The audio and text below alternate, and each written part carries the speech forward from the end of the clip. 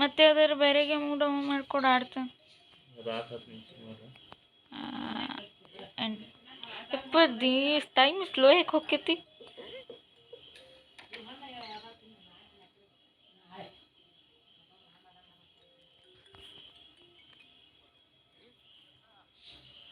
ಹಠ ತೀರಿಸಿಕೊಳ್ತಾರ ಜಾರಕಿಹೊಳಿ ಕುಟುಂಬ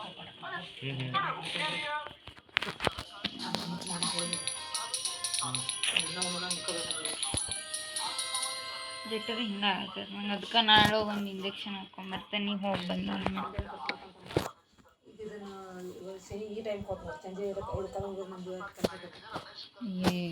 ಮಾತು ಕವಿ ಆತ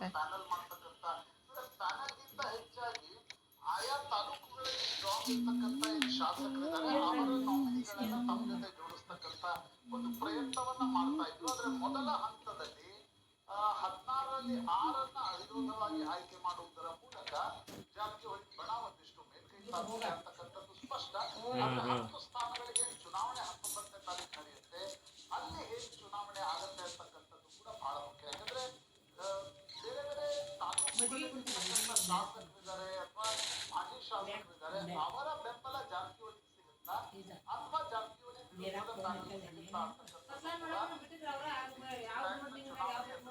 ಬಹಳ ಕ್ರೂಷಿಯಲ್ ಆಗಿರ್ತಕ್ಕಂಥ ಒಂದು ಸಂಗತಿ. ಈಗ ಉತ್ತಮ್ ಪಾಟೀಲ್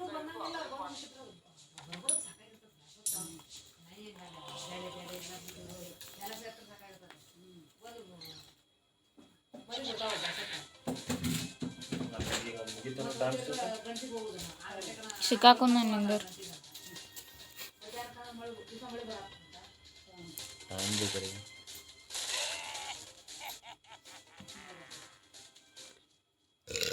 ಟೈಮ್ 11 ಕಟ್ ಮಾಡಿ ಹೆಂಗೆ ಅವಾಗ ಹೆಂಗೆ ಕಟ್ ಮಾಡಿದ್ದು ಐ ಡೋಂಟ್ ರಿಮೆಂಬರ್.